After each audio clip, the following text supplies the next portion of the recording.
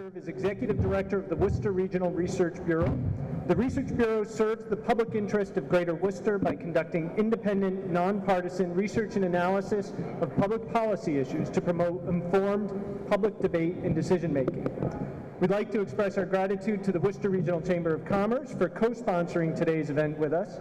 To bring greetings from the Chamber and the Business Expo here at the DCU Center, please welcome Tim Murray, President and CEO of the Chamber.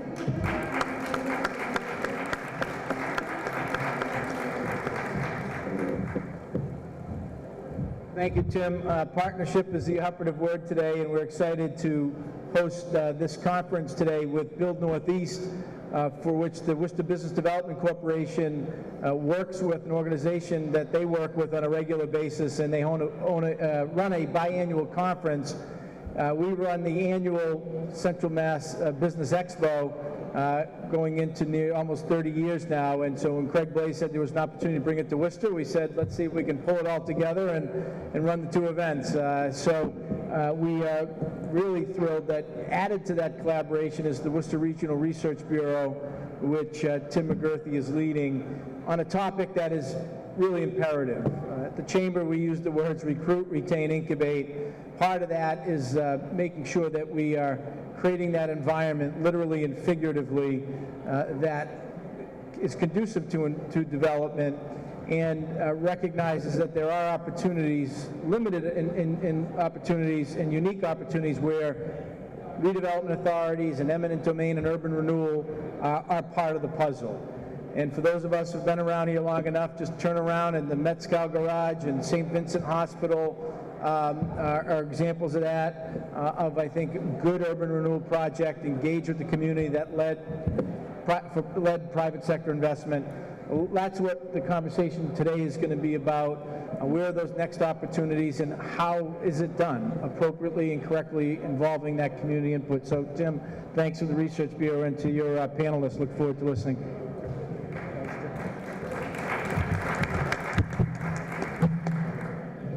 Today's program is part of the Research Bureau's Francis Harrington Forums on Municipal Government.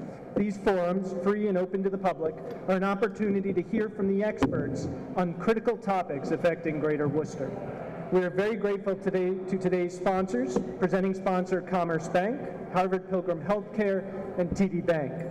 We also express our sincere appreciation to the Telegram and Gazette for joining us to promote today's event, as well as the sponsors of the annual Central Massachusetts Business Expo.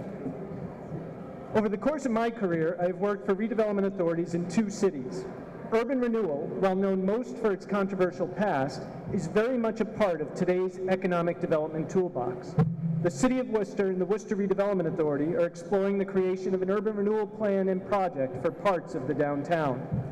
This forum is designed to introduce you to the current practice of urban renewal and educate you on its pros and cons.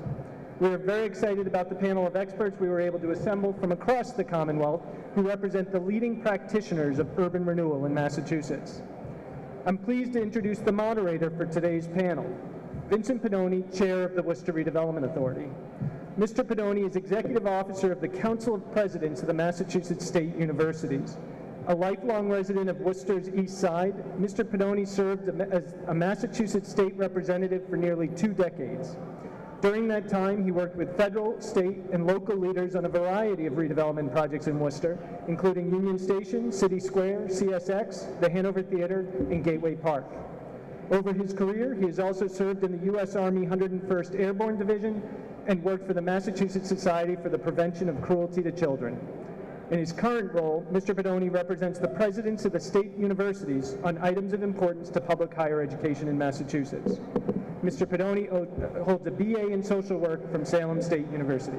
So, without further ado, Mr. Pedoni.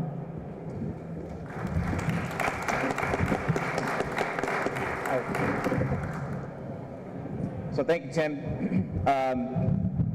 I too want to thank the sponsors of our program today.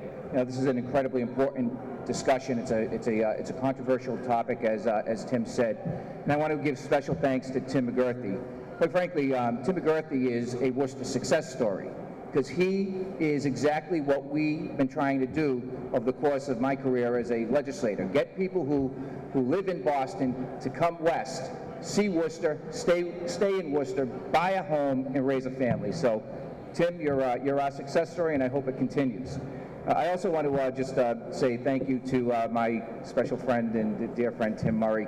I worked with him over the course of the last 20 years or so as a city councilor, as the mayor, and as lieutenant governor, but moreover as a partner. And as Tim McGurthy just said, you know, we've been a partner here on the city level, the state level, and the federal level, and I think we've been able to get some great things done.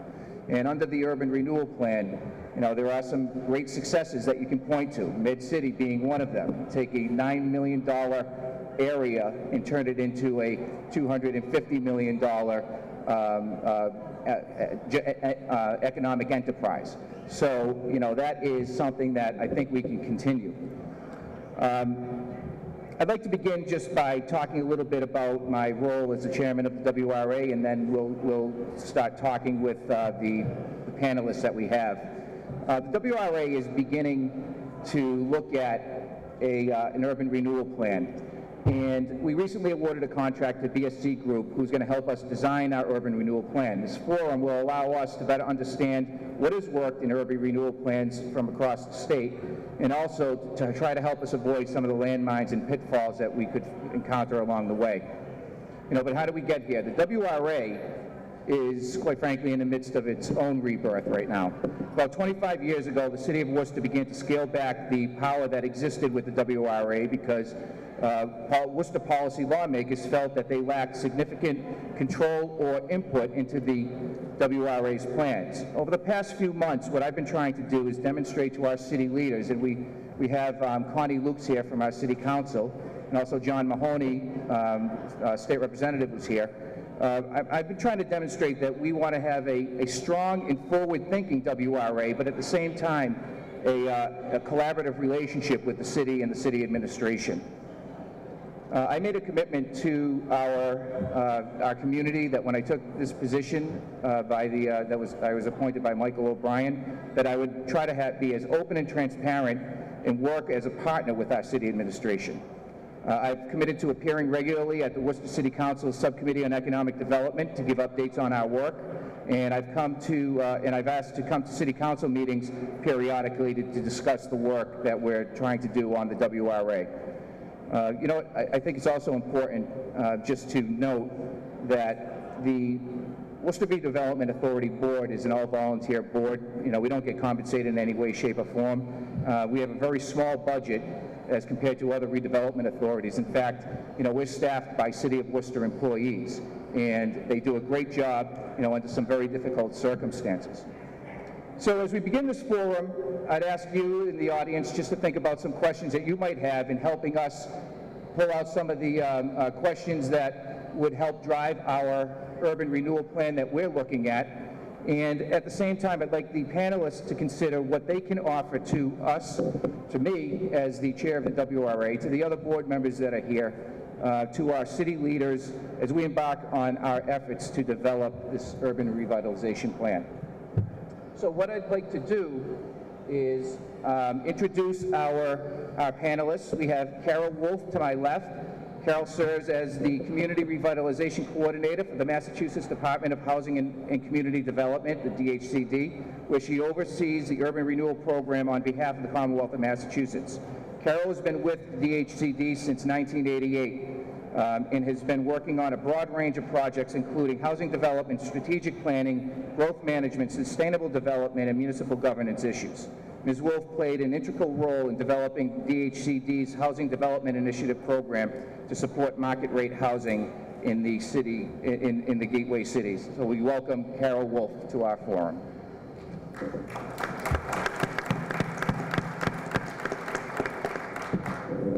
To my right is the General Counsel of the City of Boston's Redevelopment Authority and the Economic Development and Industry Corporation of Boston. These two agencies serve as the Boston's planning and economic development arm. Mr. Morrison joined the BRA in 1983 as Assistant General Counsel and was promoted to General Counsel in 1995. He was also appointed General Counsel of the EDIC, the Economic Development Industry Corp in Boston, in 2004. During his time at the BRA, Mr. Morrison has been involved in significant public and private urban renewal efforts in Boston, transforming Boston skyline into what you see today. So we welcome you, Kevin Morrison.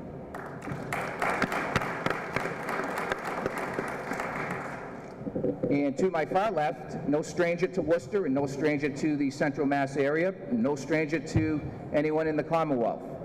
Lisa Wong is serving in her 4th term as mayor of Fitchburg.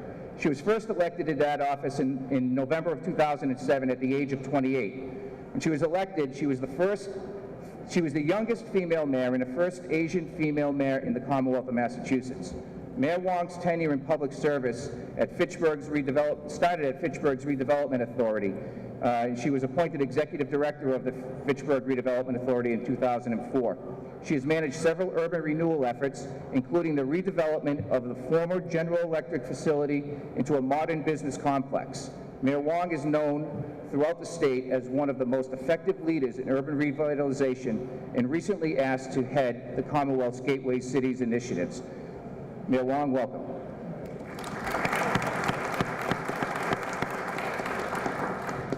So I thought what we would do is we would just start with a couple of quick questions just to get people thinking and offer the opportunity for each of the panelists to give a 10-minute discussion.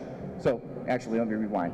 I'm going to offer the Carol Wolf to start the presentation with her presentation. Then we'll go to Mayor Wong, and then we'll end with Kevin Morrison.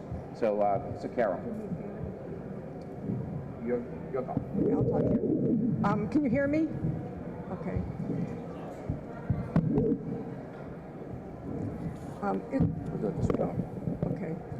Good afternoon. It's my job today to provide you with an overview of urban renewal, the what, why, when, how, and who of urban renewal under Mass General Law, Chapter 121B. Urban renewal has a bad reputation that invokes a very strong emotional response because it is generally perceived as a tool for large-scale land takings where the property rights of owners are trampled, where large numbers of people are displaced, and where urban renewal entities exercise their redevelopment powers with little or no oversight or accountability. While these excesses of urban renewal may have occurred in the past, there's been a dramatic shift beginning in the 1990s. We've seen a whole second generation of urban renewal in the state. This second generation is using the same development tools that made urban renewal so controversial earlier, but they're using them more strategically. Since 1997, we've approved 19 urban renewal plans, 5 in the last 2 years. The city of Lowell has 3 urban renewal plans, and both the cities of Attleboro and Gardner have 2 urban renewal plans each. They range in size from 5 acres to almost 750 acres. And you find urban renewal activity across the state: Greenfield, Southbridge, Worcester, Fitchburg, Lowell, Lawrence, a number of communities. And we currently have 4 urban renewal plans in development. The Mass Department of Housing and Community Development administers the urban renewal program. Our role is to help municipalities with the formation of redevelopment authorities, the development of urban renewal plans, the review and approval of urban renewal plans, and also to provide assistance with plan implementation. Now, my quick overview is, what is urban renewal? A strategy to redevelop substandard, decadent, and blighted open areas. Why? To create an environment that supports private investment and promotes sound growth. When? As a last resort. When redevelopment cannot be accomplished by the regulatory powers of a municipality or by the private sector alone. How? Urban renewal planning, public actions, including land takings by eminent domain, exemption from 30B procurement requirements, and land use restrictions. Who? Redevelopment authorities, acting as a community's real estate developer and operating outside the control of government. It can do what a municipality cannot. Urban renewal is different from other development tools. It includes a redevelopment authority, comprehensive planning, mandated citizen participation, public action to leverage private investment, land acquisition and assemblage, for private development, strong land use restrictions, exemption from 30B, and protection of a municipality's taxing authority. Any debt that a redevelopment authority incurs is its debt, not the municipality's. Urban renewal provides a clear pathway to redevelopment when dealing with issues such as unwilling sellers, absentee owners, tax delinquent properties, the high cost of brownfields remediation, abandoned or underutilized properties, inadequate and obsolete infrastructure, site assembly issues, incompatible land uses, and historical preservation. It is generally used, well, it's always used when less aggressive plans and initiatives are unsuccessful. In urban renewal, we say that you only undertake an urban renewal planning process and create an urban renewal plan when other tools have failed.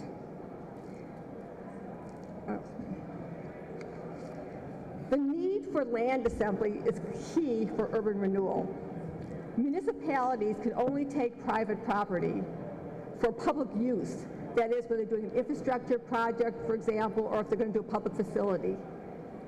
Other types of, and when they want to undertake real estate transactions, they're subject to Chapter 30B procurement requirements. For example, if they want to dispose of a municipal building for redevelopment. A redevelopment authority operating under urban renewal, on the other hand, can take private property as a public purpose.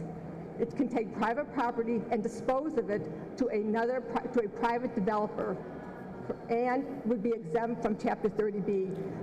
This allows a redevelopment authority to implement its urban renewal plan by choosing a preferred redeveloper. It also reduces the time of redevelopment. It clears title and it provides certainty to a developer within an urban renewal area. How is urban renewal undertaken? First, a municipality will create or reactivate an urban renewal entity, which is a redevelopment authority under Mass General Law, Chapter 121B. Problems and challenges to redevelopment will be identified within a geographic target area, which will be designated as an urban renewal area.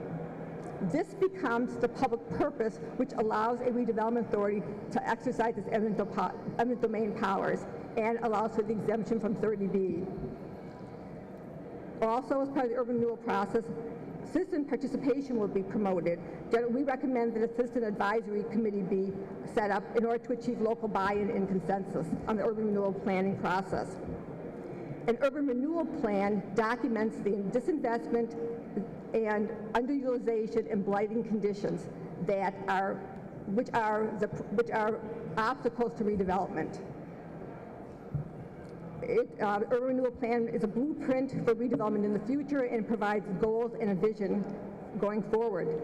Included in the urban renewal plan is the design of remediation and an implementation strategy, identifying all the public actions that will be undertaken to support private investment.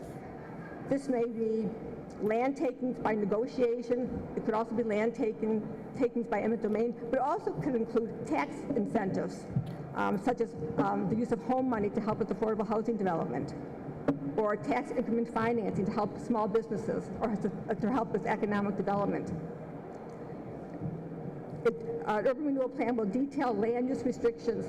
Sometimes they're stronger than zoning. You may have a urban renewal overlay district, or you might just you may have very strong site plan review, for example. A timeline will be established. Older urban renewal plans had a 40-year timeline, which acknowledges that development takes a long time. There are starts and stops in a development cycle. Since 1997, we have encouraged urban renewal plans to have a 20-year duration. It's important to have shovels in the ground quickly, and we want to make sure that there's something there, that we're not just having land banking. Land won't just be taken and land banked. That's the old urban renewal. That's what happened at Medical City here, where you had, for 10 years, there was no development after the land was cleared. The urban renewal plan includes a budget and a funding plan. It must be approved locally, and then it's submitted to the Mass Department of Housing and Community Development, where we approve it.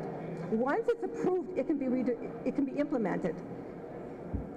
All the actions that are undertaken do not have to go before either the redevelopment authority or to the city for any kind of approval. This becomes a very powerful tool for redevelopment. It's an agenda for moving forward, and once it's approved, it allows you to do that. What we also have under urban renewal is a process for making changes. Things change over time.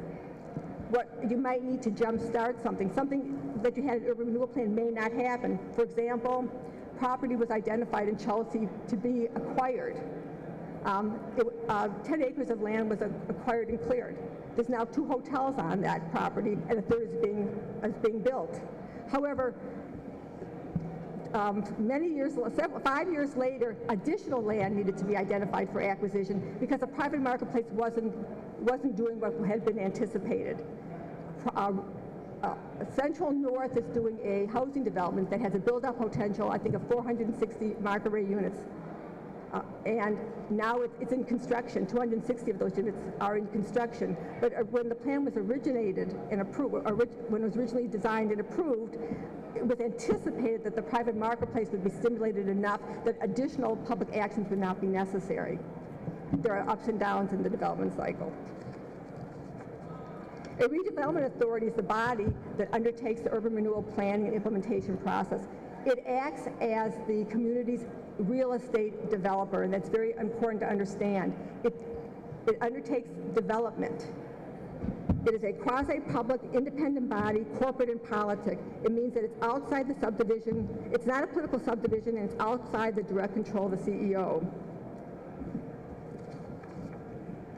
What can a redevelopment authority do? It can prepare and implement urban renewal plans, establish rehabilitation and design standards, acquire land including eminent domain, demolish and or rehabilitate substandard structures, undertake site preparation and environmental remediation, assemble and dispose of land for private development, engage in real estate development and commercial revitalization, relocate displaced businesses and residents, issue bonds and borrow money, receive grants, loans, and gifts, and manage property. It's a 5-member board, 4 are appointed in a city, 4 elected in a town, and 1 is a state appointment.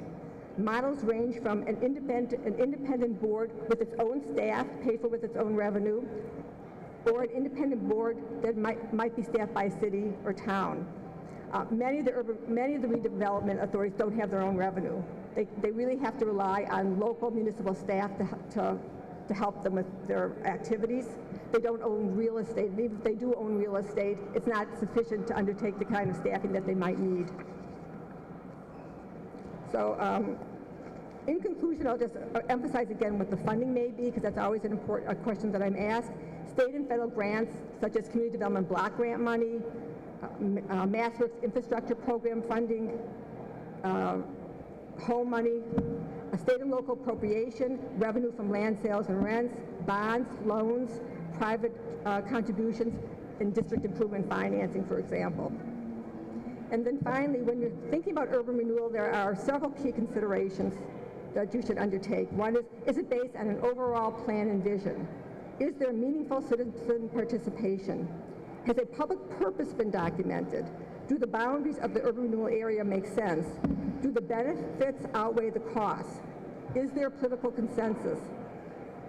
Are projects feasible or viable without the urban renewal? As we say in urban renewal, there is a but for the urban renewal activities, including the public actions, private development would not be undertaken.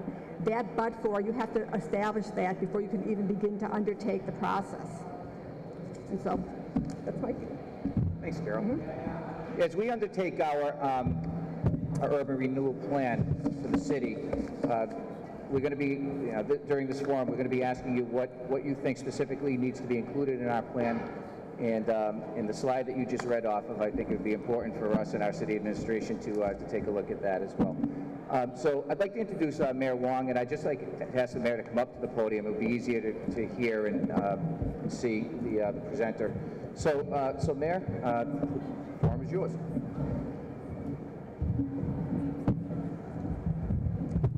Good afternoon, everyone. So first, I just want to confirm everything that Carol said. She's an absolute expert in the urban renewal area and was one of the first people I met in state government. So I think I learned just about everything I needed to know from her. Of course, the implementation of an urban renewal plan is often very different from what the statutes allow. It basically gives you a broad set of tools and a broad plan that you can follow, but how you implement it, I think those stories might vary from city to city. So I'll just give you a couple of things that I've learned. So first is, having come to the city of Fitchburg in 2001, so not having been there for decades or not having grown up there, I found that the city had had many, many decades of plans. There was plans that people would pull up from the 1950s and 1970s, and or they would talk about something that's sort of been talked about in every coffee shop in every corner about what should be done or needs to be done. But I always think that if you're trying to actually build something, if you're trying to actually acquire something, if something is to happen, there needs to be a couple of concrete things. I mean, money's always good, right? You want to make sure you've identified the funding source. You also, if you want to build something, if an architectural plan or an engineering plan has never been developed, then you're probably not going to get to actually building something. And that's one of the major things that I found is all these different plans that have been around for so long, a lot of them were sort of written word plans. They were descriptive narratives. And yes, they did include a great community engagement process in which there was many meetings and many pages of sign-in sheets where people came. But the only definitive plan that the city really had to follow that actually specifically identified by professional consultants parcels, property IDs, conditions, cost estimates, maps, was the urban renewal plan. So think about your community and think about how many plans you have, and a lot of them are great, and a lot of them will lead to actual development. But in terms of a comprehensive plan that's identified for your community, that's ready to go, that's a long-range plan with real identifiable steps, real public transparency, and real buy-in, where that plan has gone through a rigorous process at the state level and at the local level and received the appropriate approvals. That stamp of legitimacy, that actual plan detailing specific parcels, that process and the identified funding sources all actually create something that you can follow. So in terms of an urban renewal plan versus any other plan, I highly recommend it, especially if you have that targeted area development that you want to look at. I happened to step in when that urban renewal plan was already done. Mike Lanava, who's sitting here in the audience, was instrumental in getting that passed. So you can speak to him afterwards about the politics of getting it passed. But in bringing myself on board, it was now the implementation piece of a lot of these different projects. And to do that, even though there are identified parcels, there's identified projects, a significant part of it, which I think is a very good thing, is that it's not just a plan that says, here's a bunch of publicly identified money, real and imagined, and these are all the things that you need to start spending it on. The strategic implementation of a plan is very much more like chess than checkers. And you have to really understand the market opportunities that exist. But what's great about this plan is that it gives you some transparency as you might move from one end of the plan to another. Maybe something that is 20 years down the road might be something that comes into play 20 months. There's something really great about identifying and putting in a document what you want, and you'll be surprised at who comes to the table, who actually provides that opportunity because you have that kind of transparency. We have found that even if we have really great projects and people that do wonderful things, if the only people that are talking about it are people in the community who don't have themselves the capacity to implement it, and those who do have the capacity to implement it don't even know that we exist, then that creates an information barrier. So when we understood that we had this plan, we had this document, it was clearly laid out, it actually spoke the language of developers, it spoke the language of engineers, it spoke the language of funders, and it was something that the community had buy-in. It was really our job to sell that urban renewal plan and make those individual connections. And that's really where I was hired to come in and sort of make those kind of day-to-day connections and connect real people to things we wanted to do in the plan. And I can certainly talk specifically about some of the projects that you might be interested. And every transaction is unique, but essentially what it involves is figuring out with limited resources what you want to do with it and how to maximize what you get out of it. And what we get out of it has many, many, many different dimensions. And when I was the director of the Redevelopment Authority, I thought very much about sustaining the private market. So if we do a project, I don't want it to be the first of many if all of those projects are only public subsidized projects. So I did look at other plans that were happening. I noticed, if I did a project and then I did another one in 5 years and did another one, and it's still city projects or public projects, then I haven't necessarily moved the dial. So we specifically looked at dynamics in which we could sustain projects on private loans. We could sustain projects at market rents or even higher, even changing the market dynamics to make the economics work for a private developer. So that we do one project, the next one that comes in is something that is a non-subsidized private project. And we've been very successful in terms of mixed use developments and housing developments to do that. And we've had a significant number of investment in mill redevelopments, for example, that we never even had in the best of times, where they've happened without a single dollar of public dollars into that project. And I can certainly speak to that a little bit more. So in terms of implementing an urban renewal plan, I personally think that it's a no-brainer, but I do know that there is a lot of misinformation about it. The projects we did in Fitchburg actually made great news. I mean, we were glad to get recognition. We got an article in the Urban Land Institute, for example, and through that particular article and the success we've had at Putnam Place, I was actually asked, and it was flown out to different areas across the country, in which urban renewal had a really bad name, and I was actually really shocked. I, for example, went out to San Francisco, and there was a particular area where for them, urban renewal was tearing up 3rd Street, which was in the middle of a commercial quarter. And they literally tore up the street, dividing the neighborhood to put in light rail transit. Now that's awesome. Light rail, I mean, I would love light rail to come to Worcester or Fitchburg, but they tore it up, ran out of money, and then left it torn up with barriers for about 10 years. So you can imagine, people really didn't like urban renewal. And they actually would have, they had buildings there that were painted white, and they would have, instead of graffiti, they would have in sort of red bloody letters, "We don't want your government money." Now, I don't know about you, but I don't think I've come across a single town in Massachusetts that said, "We don't want your government money." But I also know that we haven't done that kind of wholesale development. So what Carol was talking about in terms of this massive change in the 90s was we've really used this tool strategically. So in Fitchburg, we did about a half a dozen eminent domain projects, for example, and they're very, very small lots. And a lot of it achieved multiple goals at the same time. So one was, it was site acquisition to help bring about a project, and as well as to eliminate a negative. So we did a small cluster of houses, for example, that became some parking for the college.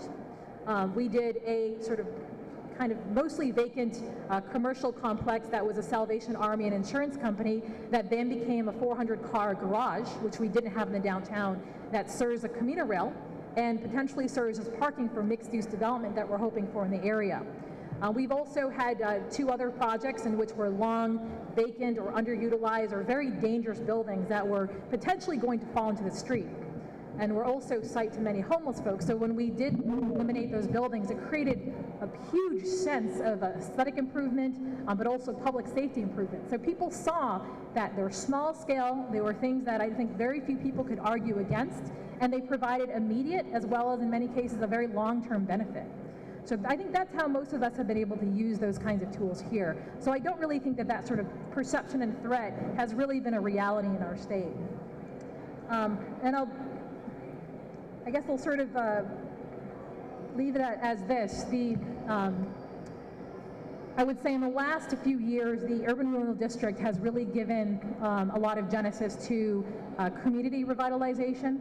I think citizens, we talk a lot about sort of real estate and what it does to bring in new businesses or new developers, but we've really been talking about this district in different ways. And we actually recently did a survey in the Urban Renewal District, and we found that over 90% of people, even though this is still one of our poorest demographics in terms of people living there, were happy to be living in the neighborhood, and they would also recommend the neighborhood to someone else.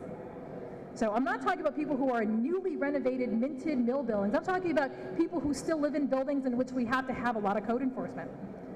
People who might still live in, kind of substandard housing, but they're happy to live in that neighborhood. And they're not saying because there's one big thing, there's one big plan, or there's one big project. What they're saying, though, is that they've just seen this consistent work and engagement in this identified place with real things happening in a very professional, market-driven way for now about a dozen years. And that has really helped to change a sense of the identity of the neighborhood. And that, as mayor, is probably the most important thing for me. Thank you. Thanks, Lisa. So the first two speakers, there were a couple of common themes. One of them is that there needs to be community involvement in developing this plan. It needs to be open, and it needs to be transparent, and it needs to be buy-in. So what I just asked people to start considering in the panel is, you know, how did you do that? How did you get that specifically in Fitchburg? And, you know, what are you seeing across the state? And as we turn it over to Kevin Morrison, I want to also just recognize the city manager of Worcester, Ed Augustus, who joined us. Welcome, Ed. So, I'd like to ask Kevin to come on up and, and speak. We're probably the largest redevelopment authority in the state, and we've been involved in the whole urban renewal process starting in the early 50s, up until today.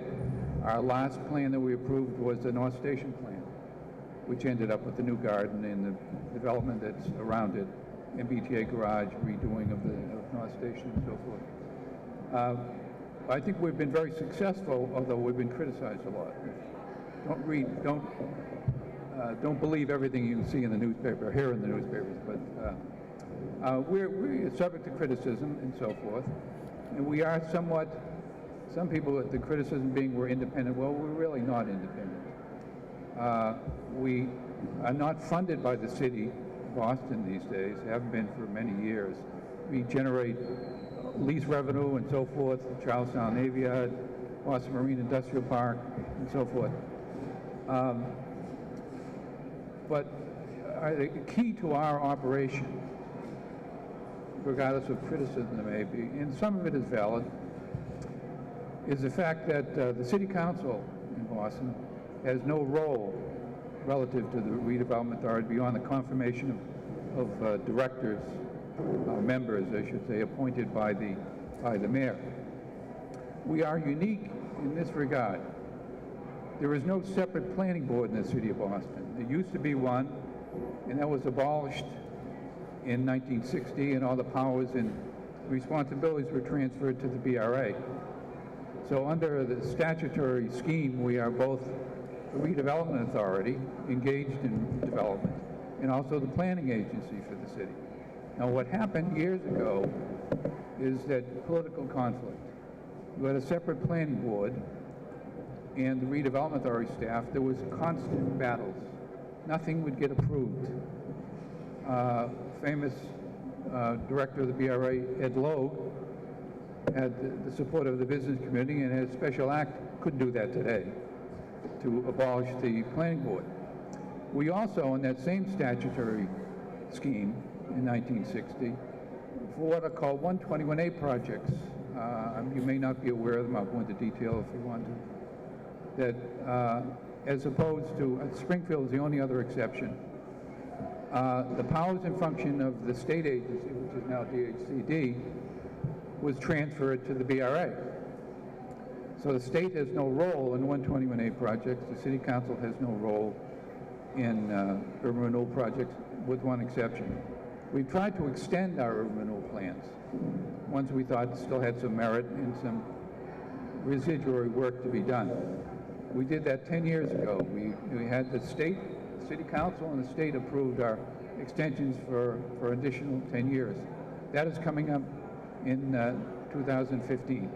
We're in the process of preparing plans to extend many urban renewal areas and so forth.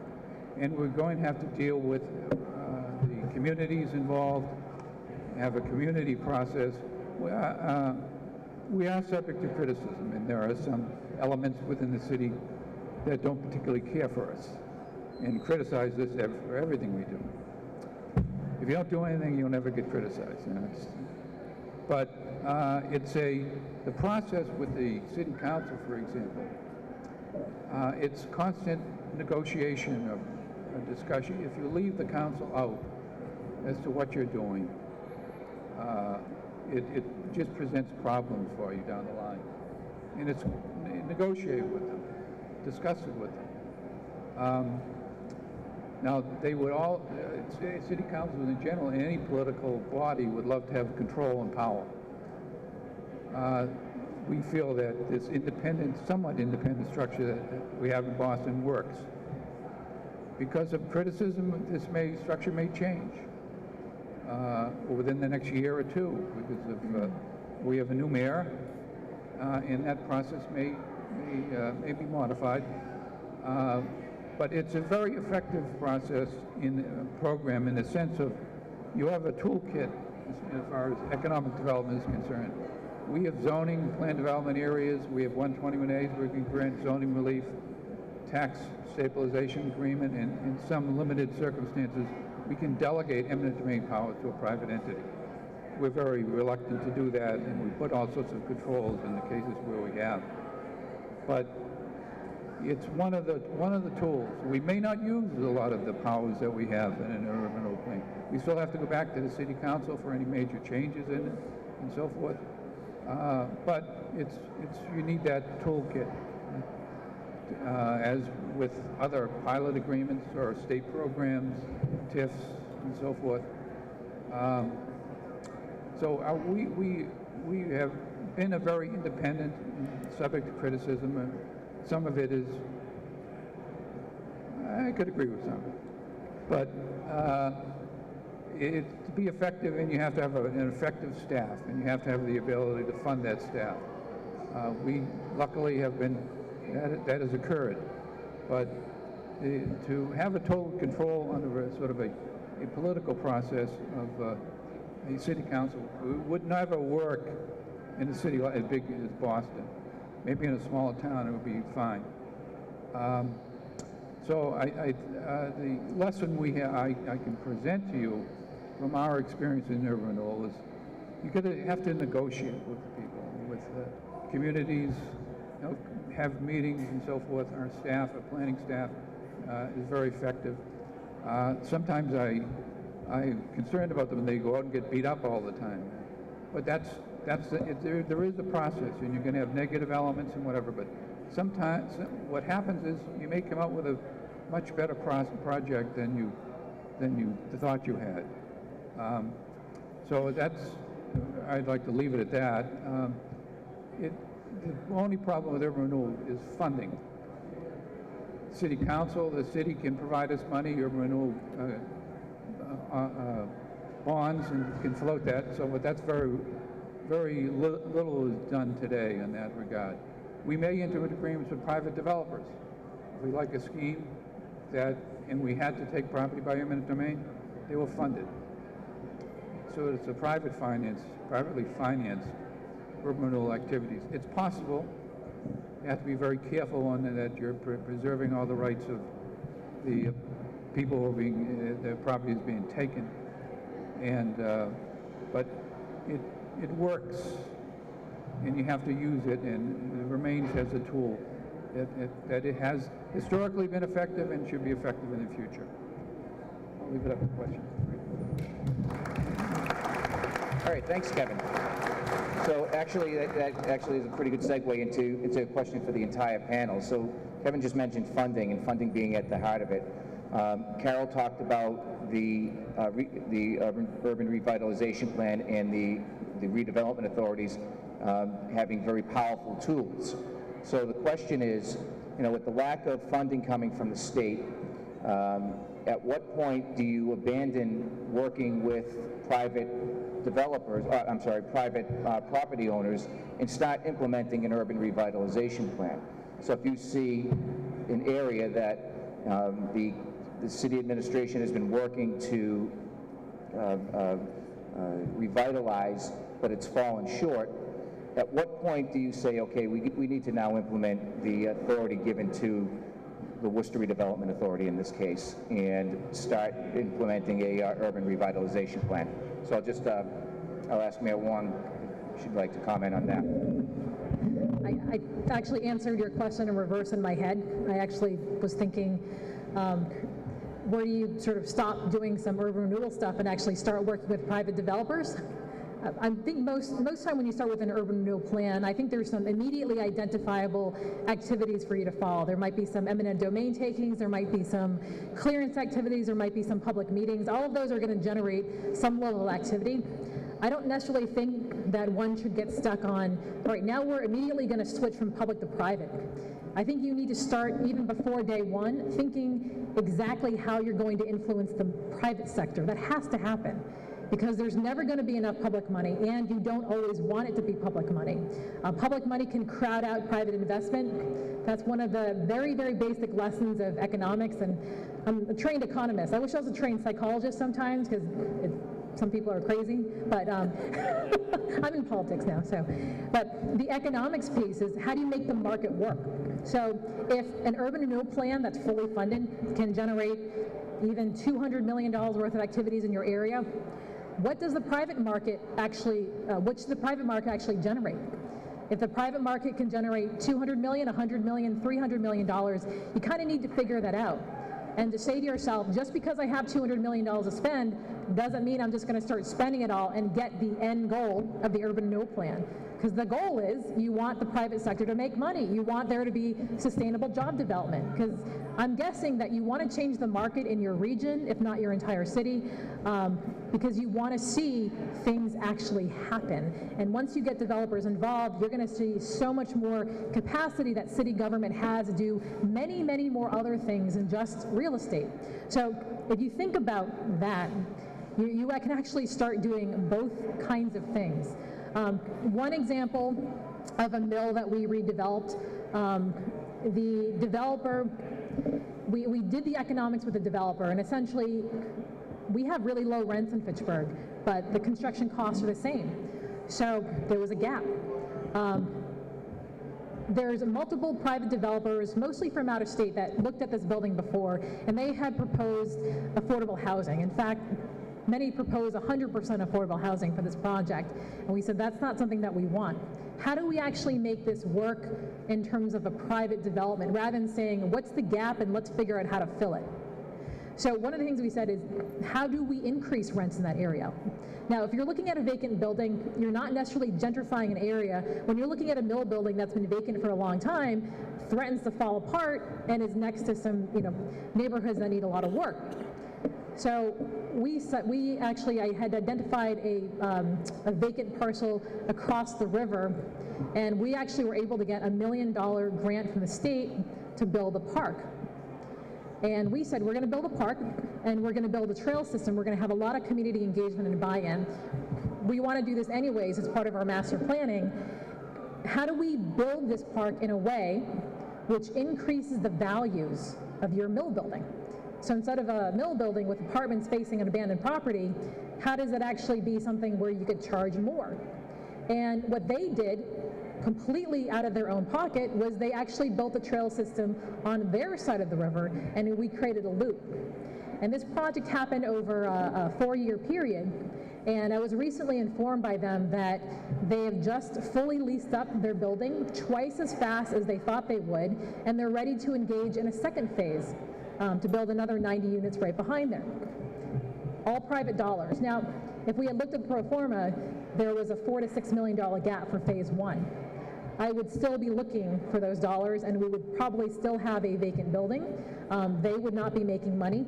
There's now commercial tenants in that property. There are other developers that are looking at mills nearby. We're applying for a MassWorks infrastructure grant because traffic has increased so much. We want to get a traffic signal in there. But that's just one example of the kind of approach we take with just about every project. If we're going to do things anyway, so what we say is, if we're going to rebuild sidewalks in this neighborhood, how do we build a better sidewalk?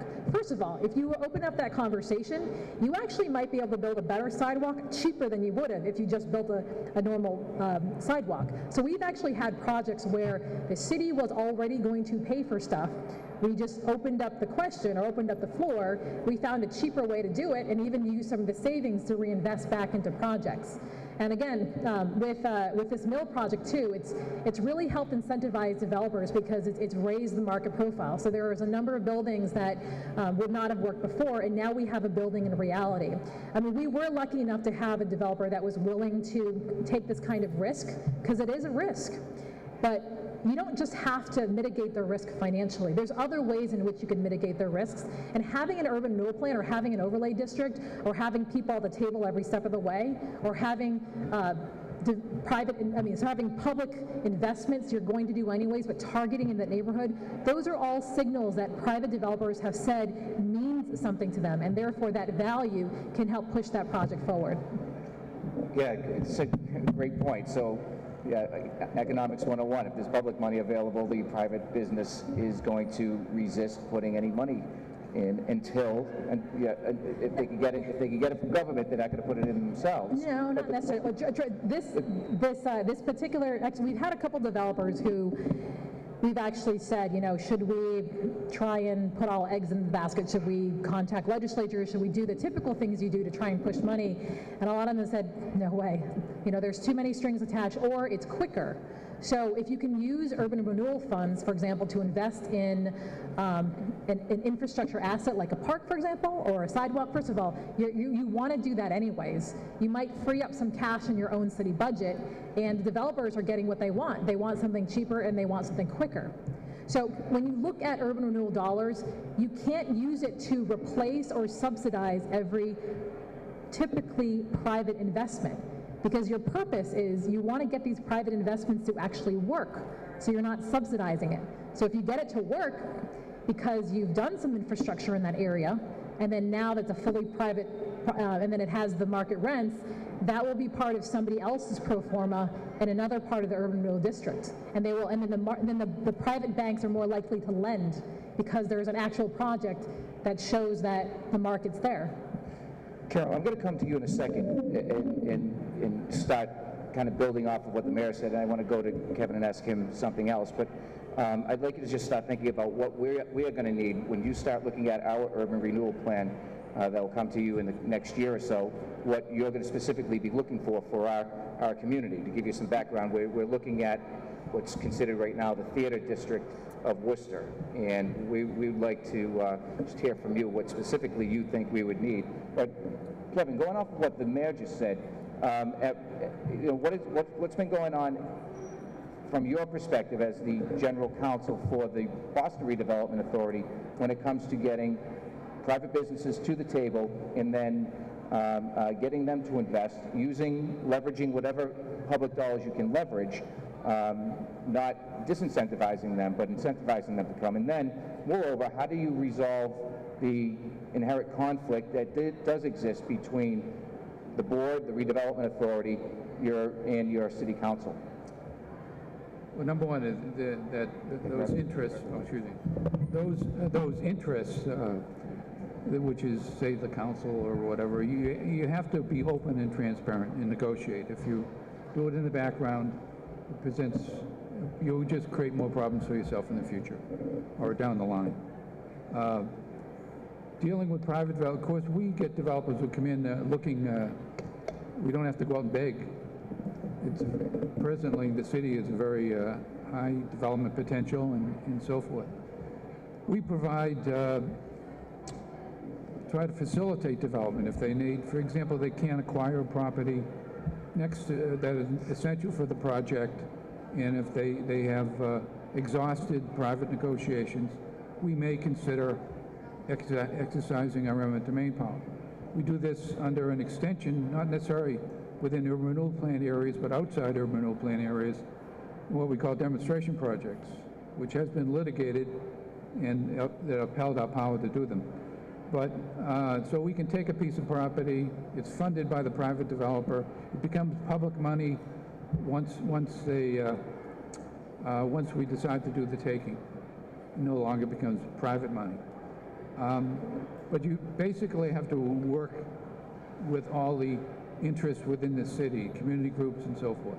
If you can't sell them, you're creating problems for yourself. So Kevin, you're the general counsel. So how do you bridge the gap of not violating open meeting law, having a discussion with elected officials or city administration officials, and trying to get buy-in prior to any plan being public? That's a problem, which you have to follow the rules. The last time, 10 years ago, when we went through this approval process, there was an effort to convince the city councilors that they should approve our extensions. Well, that ended up with charges of claims of conflict of interest, public meeting law violations, which was upheld by the court, although they didn't invalidate our extensions. That was an important lesson. You can't do that. You have to keep things open, and you can't have private meetings. Well, of course, a quorum would kill you right there, but attempts were made not to have a quorum. But that's not. I would stay away from that completely. You know, do it straight. One of the things that we're trying to do, Mike Trainer's here from the city who's working closely with us. One of the things we're trying to do is present the City Council and the Subcommittee on Economic Development as much information as we can publicly. We do our meetings in public so that people hear it, and we do try not, we do not create a situation where we're in violation of open meeting. But I guess the question is, when you run into that inherent conflict, how do you resolve it? And my assumption is we would just have to go to either the open meeting, the open City Council meeting, or the Economic Development Committee. What can the city's what can the City Council do in executive session? Can there be discussions in executive session on this? I don't think executive session covers this. There's limitations on what can be brought up in executive sessions, and purely a project or how it is going to be structured and so forth. Yeah, the private interests always they hate to disclose information. Everything's proprietary and confidential. Well, I'm sorry, that doesn't work that way. We've had just a week ago, a major project in downtown Boston. There has been a process to do what we call municipal harbor plans, which is Chapter 91. You don't have this out in Worcester. But the particular developer wanted to give the staff an idea of what he's doing, and he provided some 3D description of his project, and then opponents asked they wanted a copy of it. And we said, well, there's nothing, proprietary in it. There's nothing, no trade secrets. We're sorry, but we distribute it to the other people who wanted it. You have to keep things open these days. So as I want to open it up to questions from the audience. So if you want to think about what you'd like to ask the panelists, you can. But I'd like to just ask Carol, given the two people that are on the front lines, on your left and your right, doing urban renewal, what do you see from your perspective as in the department overseeing or approving the plans that come before you, and what would you like to see specifically out of our plan here in Worcester? I will say that we are forming a citizens advisory committee. It's going to be having public meetings and public forums to talk about the urban revitalization plan. When they do come forward with a recommendation, it will come to the full board, the Worcester Redevelopment Authority board, for a discussion, and then ultimately we'll send it into the city manager's office and the city council for their review. But what specifically, did the two people on the front line say that got your attention, and then how would you advise us to move forward? Well, I want to start by just saying that urban renewal takes place in weak market communities. That's the problem. Otherwise, you wouldn't need urban renewal. And change under urban renewal and investment is incremental. It takes time. That's why plans used to be 40 years and now they're 20. The reason we cut them down and we encourage communities to do it in 20 years is that there has to be the urban renewal plan needs to demonstrate that there's some potential to strengthen the market, that there is a potential for redevelopment, and that it isn't just a pipe dream. We don't want to see, and again, because we're dealing with weak markets, some communities may have a project or two start, but then it's dormant for a while. But the blueprint is still there, so that when there are opportunities, or when opportunities arise, you know where to channel the resources, or you know how to market the municipality and the redevelopment opportunities. In terms of what we want to see when you first come to us is, what's the nature of the obstacles? What's the market? What's the problem? What's the vision? And how realistic is it? We need to have some kind of a story.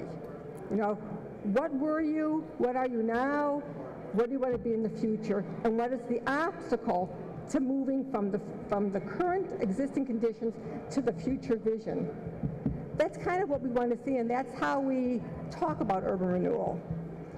For example, we have a large number of our gateway cities have urban renewal plans.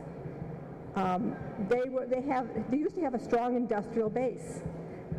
So much has changed. They have disproportionately experienced high unemployment, the economic downturn, et cetera. So, and the future may not be able to replicate what the past was. A new market will need to be developed. Market rate housing, for example, to be put in downtowns, et cetera. So that we want to know, we don't need 100 pages of what the history was, but we really need to know what were you, what have you become, why that's happened, and what do you want to be, because you need to articulate what are the obstacles to achieving the redevelopment that you need in order to be revitalized and have a healthy local economy and a healthy community. That's really kind of basic. And we want it told in the story. What is the story that you're going to tell? And that helps with the citizen participation, because it can't be all technical about zoning and engineering studies, et cetera. People need to know what it is, what's the story, and how do they fit in the story, and that they'll be part of that future vision, as opposed to being displaced.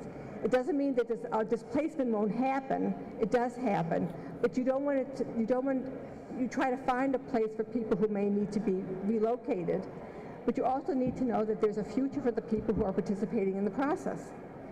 There are partnerships that I know the City of Boston has engaged in. I'm certain that Mayor Wong has engaged in, whether it's with Fitchburg State University in accessing help through the institutions. And Worcester has public and private higher education institutions. We have hospitals, we have a biotech community, we have a vibrant business community. There needs to be buy-in from residents. And I wish we had another 45 minutes to talk about how we would access and leverage those investments and that influence with industry that already exists in implementing a plan. But we're running up against the clock, and I know that we want to at least give some opportunity for someone to ask any questions. This is somewhat of a technical question, I guess. My name is Stephen Zeef, and I've had the pleasure of redeveloping urban areas, but always in the private context rather than the urban renewal context. My question goes to not so much the communities such as Boston, which are serviced by the MWRA, but the other 270 or so communities that are serviced, that have Water Management Act permits, and deal with groundwater discharge permits, and have the regulatory environments associated with subdivision law and the building code, et cetera. I can certainly understand the issues of planning and how the urban renewal, your plan, whether it be a public plan or a private plan, it creates a vision and it creates enough there. But how do you overcome the issues that many communities are burdened with, which is, how do I get enough water? How do I get enough wastewater capacity? How is my transportation going to get solved? And some of the other dry utility issues, which are truly stumbling blocks that you just can't turn on the spigot and expect it to be there. Well, that goes to also capacity, electrical capacity. I know that some of the businesses down here need more power, and it's very difficult to get them that power. So I guess maybe we can direct that to the mayor. How do you address that? Issues of natural resources, issues of bringing enough power to sustain a vibrant development plan. Well, I want to start with the macro piece first. One of the interesting things that I've noticed in Massachusetts is that we don't necessarily work together well as a region. So we have over 300 communities that are going in different directions. So even though we, for example, might market the affordable housing that exists in Fitchburg, we've also seen that we now have one of the highest percentages of transportation costs per capita. So whereas people are wondering why they have 30 or 40% going to their housing, we have 30, 40, 50% going to transportation. When we look at regional planning, we also noticed we didn't have the data. So part is, I think the plan is better regionalism. I think part of that is it's going to have to be data informed. It can't be politically led, and I'm a politician saying this. So we're missing the data. I worked with the Fitchburg State University. I can tell you about all the real estate stuff that we've done, the student stuff, but I want to specifically say that when I said I don't have the data, we didn't have a research bureau. We didn't really have organizations that could do it. So I said the university is really going to be our big key player in coming up with something. So we created something called the Regional Economic Development Institute. And we get together and we basically track data. Now, it's not sophisticated analysts, but the data does a couple of things. First of all, it's informed us about land use. So Fitchburg is surrounded by communities that have increasingly turned their industrial commercial property opportunities over into housing. Some of it is to meet the state's affordable housing requirements, and some of it's funded by state. So here we have land that could be used to create jobs in the region, turn into housing. We also did a ratio of jobs per capita, and Fitchburg and Leominster can employ 50% of our workforce. And we can do it well because you get a job in Fitchburg, you can more than enough afford to buy a home. And we are the highest ratios. So of North Central Massachusetts, 2 communities can employ half their people, and that's it. Which means that we export workers and somebody has to import us. So I track those workers. A lot of them are going to Cambridge and Waltham. So I actually reached out to folks in Waltham and said, I've got a disproportionate number of people going there, and transportation really sucks to get from here to Waltham. So we're spending a lot of money, and I'm not complaining about getting people to Boston, but that's not where my workforce is going. So I'm going to spend all this money on getting folks there, and I know that there's going to be an impact, but we're not doing the appropriate cost benefit. So I don't know where the conversations are happening. I don't know where the data is. We're sort of doing this in silos. We're really utilizing the Gateway City Institute to try and proliferate some of these things, because a lot of towns, frankly, are in such weak markets and they're frankly desperate. They're willing to try new things. But the political issue is that we sort of look to where places are doing well and we try and imitate what they're doing, and we confuse correlation with causation. So part of what we're trying to do right now is we're really trying to be very data-driven, which is exactly what this is about. So I would love to have more of these kinds of things, and then work directly with the private sector to figure out what are all the different things that we have to put in play. And then there's a whole bunch of other separate things that are going on that I think are going to come to fruition. So for example, I'm on the EPA advisory board, and one of the things that we're doing is we're talking about cumulative risk factors versus isolated chemical exposure, and I can get to that later, but it's basically a whole different framework of thinking, basically reality versus one-time siloed event. And then we're also looking at things like how do we look at environmental and economic justice when it goes hand to hand. So right now, macro talk, but right now the data isn't there, the conversations aren't there, and then if they're happening, they're usually happening in siloed academic institutions or research centers. So like part of the Gateway City Institute, because it's led by legislators and mayors, is we really on the ground, us local officials are the ones connecting each other.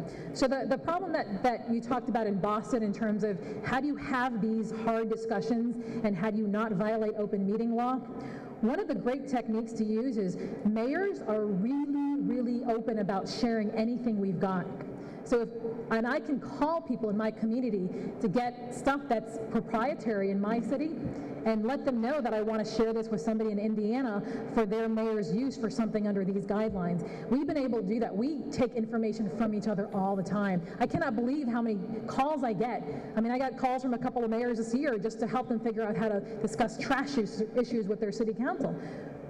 That network, I think, is just being more and more utilized, and you're beginning to see that through lots of different groups that start or end with the word mayor in it. So just keep an eye out for those places. Great, we're starting to run up against the clock. Does anyone else have any other quick question?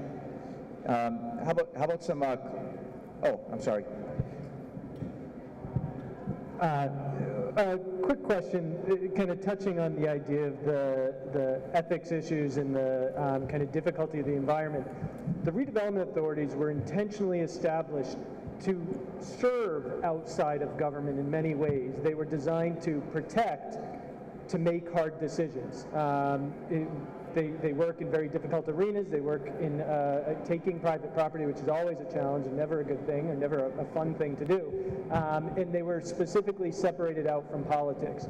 In terms of changes that have happened over time in ethics laws and open meeting laws and all the rest, has it put redevelopment authorities at a disadvantage in serving as an almost public-private entity, a public entity designed to interface directly with private enterprise and in a private marketplace? I'm sorry, but I don't understand the question. I couldn't hear the question well either. I'm sorry. Has, in a nutshell, have the changes that have occurred over the course of the last couple of decades in state law requiring certain things, to mostly everything being done in open, you can't have private conversations, is that impacted the effectiveness of I haven't seen any development authorities? Yeah. Oh, excuse me. I haven't seen any evidence that that's the case. In fact, we encourage redevelopment authorities to take ethics training, conflict of interest, et cetera. It should be a very transparent process. The redevelopment authorities can talk to developers, they can talk to city council members, and again, I'm not sure that, we haven't seen evidence. It might be, in particular, in some municipalities are more fractious than others. So that's just going to carry over into those municipalities. But for the majority of the ones we deal with, there really is an interdependence between a redevelopment authority and a municipality. Part of it is because the redevelopment is either unfunded or underfunded, and there's a shared goal. So you want to make sure that all stakeholders are on the same page and are moving in the same direction, but each one has a different role to play with a different timeline and with some different but maybe overlapping resources. I briefly ran a nonprofit that worked with a lot of different authorities, and I found that issues arose mostly with housing authorities more than redevelopment authorities, specifically because housing authorities were less on the radar screen. I did a lot of work in Connecticut, and we were actually brought in to consult communities after there was a lot of exchange of property. The thing with housing authorities, you've got a massive exchange of properties, you have hundreds of people and so on. Urban renewal redevelopment authorities don't really have a steady income. They're not really collecting rent. So they're usually struggling to maybe make a deal with the community, get some income. Their usually staff is paid for by the city. So the transparency by nature is built in there. I don't really think it makes a difference what you're talking about. Kevin? The standards today are open and transparent. It maybe sound a little idealistic, but you have to be that way to work in the present environment. Now, the Public Records Law does give you some exceptions to that and so forth, and they're very limited. But I think what we've learned after a lot of criticism is be open and transparent and to try to disclose. If you're negotiating the parameters of what you keep secret, that creates more of a problem than actually the disclosure of the information.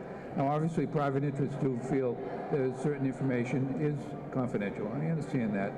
But deal with it as it arises. But as a general rule, be open. Well, again, for our city councilors that are here or were here, it's exactly what we're trying to do through the suggestion and leadership of the city manager. Everything's done in open meeting, televised, and we're going to be more of a presence at the city council. So with that, we're right up against the clock. I wanted to invite back up Tim McGurthy for some closing remarks. So thank you very much, everybody. Thank you.